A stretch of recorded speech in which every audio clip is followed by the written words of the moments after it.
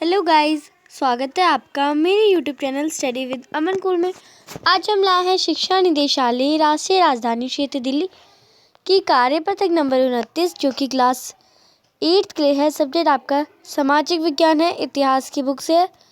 पाठ आपका राष्ट्रीय आंदोलन का संगठन 1870 के दशक से 1947 तक। आप अपना नाम और अपने कक्षा अध्यापक का नाम लिख लेंगे। 29 जनवरी 2021 की वर्कशीट है आपकी।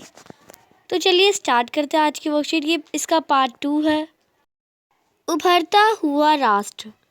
आपने पहले 20 सालों 1885 से 1905 में कांग्रेस अपने उद्देश्य और तरीकों के लिहाज से मध्यम-मार्गी पार्टी की थी। उन्हें लगता था कि अंग्रेज स्वतंत्रता और न्याय के आदर्शों का सम्मान करते हैं, इसलिए भारत की न्यायोचित मांगों की को मान लेंगे। उनकी प्रमुख मांगे में और जो उनकी मांगे थी, ये मांग बता रखिए। उनकी 2 मांगे थी, राजनीतिक मांगे और आर्थिक मांगे। तो राजनीतिक मांगे थी विधान परिषदों में भारतीयों को जगह जगह ज़्यादा जगह देना और परिषदों को ज़्यादा अधिकार। जिन प्रांतों में परिषद ने नहीं वहाँ परिषदों का गठन। सिविल सेवा परिषद लंदन के साथ साथ भारत में भी कराए जाने की मांग। न्यायपालिका को कार्यपालिका से अलग किया जाए और आर्म्स एक्ट को निरस्त करना और अभिव्यक्त व बोलने की स्वतंत्रता। तो ये सारे राजनीतिक मांगे थी। आर्थिक मांगे थी लगान कम किया जाना, फौजी खर्चों पर कटौती करना, सिंचाई के लिए ज़्यादा अनुदान की मांग, वन कानून में सुधार और विदेशों में भारतीय मजदूरों के साथ दुर्व्यवहार की रोकथाम। तो ये सारे कुछ मांग थी उन्हें उनका उद्देश्य देश की स्वतंत्रता ना होकर शासन प्रशासन में सुधार तक ही सीमित होता। उनका ये नहीं था कि स्वतंत्रता ही उनकी रोक दें, बस शासन चलाना प्रशासन चलाना था उनका उद्देश्य। उपरोक्त मांगों को सरकार के सामने रखने के तरीके थे मध्यम मार्गी कांग्रेस के तरीके थे। अखबार के द्वारा उन्होंने रखा ये सारी मांगे, लेखों के द्वारा रखा, भाषणों में अंग्रेजी सरकार के कानून की निंदा करके बताया, जनमत निर्माण के लिए प्रतिनिधियों द्वारा प्रयास किया और आवेदन या प्रतिवेदनों द्वारा सरकार के पास अपनी बात पहुंचाना। तो ये सारे जो मध्यम मार्गी कांग्रेस थी उनके तरीके थे कि उन्होंने कैसी ये जो मांगे थी, ये दोनों आपने राजनीतिक मांगे और आर्थिक मांगे थी कि वो कैसे ये बात अपनी पहुंचाए सरकार तक। तो ये सारे मांगे के ज़रिए थे कैसे उन्होंने पहुंचाया। तो आज की आपकी वर्कशीट बस इतनी थी। अब आपके आते हैं कुछ क्वेश्चन आंसर। प्रश्न नंबर 1 है, आपके विचार से अपने आरंभिक वर्षों में कांग्रेस ने विधानसभा परिषद में भारतीयों को ज़्यादा जगह देने की मांग क्या की होगी। तो क्या की होगी आप सोचिए।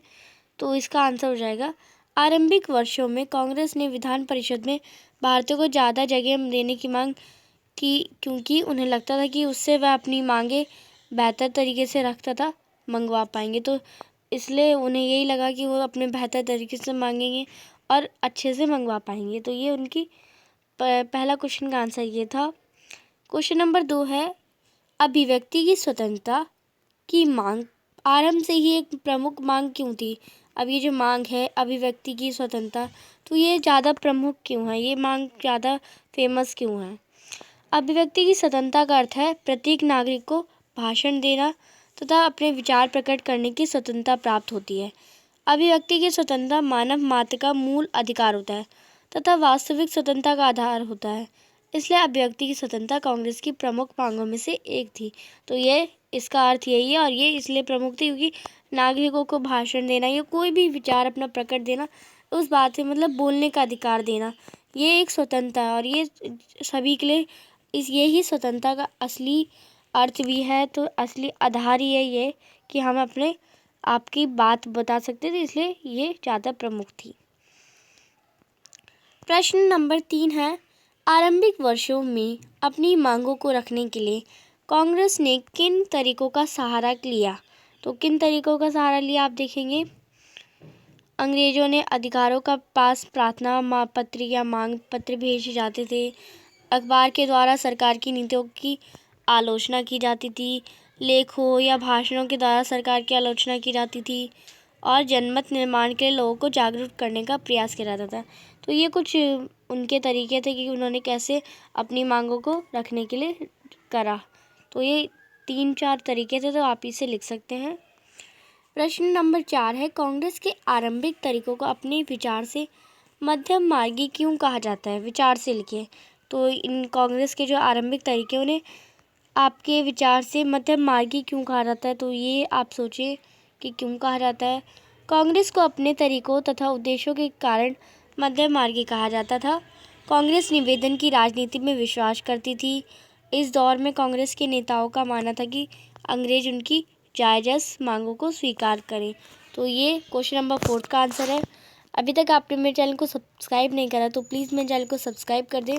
उसके बाद आने वाले बेल आइकन को भी प्रेस कर दें, आपको नोटिफिकेशन मिलता रहेगा वीडियो का। और अगर कभी नोटिफिकेशन कभी कभार नोटिफिकेशन नहीं जा पाता है, तो आपने अगर टेलीग्राम ज्वाइन नहीं करा है तो हमारा टेलीग्राम ज्वाइन कर लीजिए, जहाँ पे आपको लेटेस्ट नोटिफिकेशन मिल जाएगा। जैसी वर्कशीट अपलोड होती है वहाँ पे डल जाती है, तो आप देख सकते हैं। टेलीग्राम ज्वाइन कर लीजिए, आपको नोटिफिकेशन मिल जाएगा। और जो आपकी वर्कशीट नंबर 95 है, जो आपकी कॉमन वर्कशीट आती है, वो मेरे चैनल पे अपलोड हो चुकी है, आप जाके देख सकते हैं। और उस पर मैंने 5 बच्चों के नेम लिए हैं, आप देख सकते हैं कि अगर आपका नाम हो तो। और अभी तक आपने वीडियो अच्छी लगी है तो लाइक नहीं किया है तो लाइक करिए। कमेंट सेक्शन में आंसर करिए कि कोई भी आप इनमें से एक आर्थिक मांग लिखिए मुझे कमेंट सेक्शन में, क्योंकि आपको अगर याद होएगी ये मांगे, ये हमेशा हमें याद रखनी पड़ती है। राजनीतिक मांगे भी याद रखनी पड़ती है और आर्थिक मांगे भी याद रखनी पड़ती है। तो कोई भी बच्चा कोई इनमें से कोई एक लिखे, तो जिससे एक याद करें, फिर आप ऐसे एक याद करेंगे तो बाद में एक और याद करेंगे तो आपको याद हो जाएगा पूरा।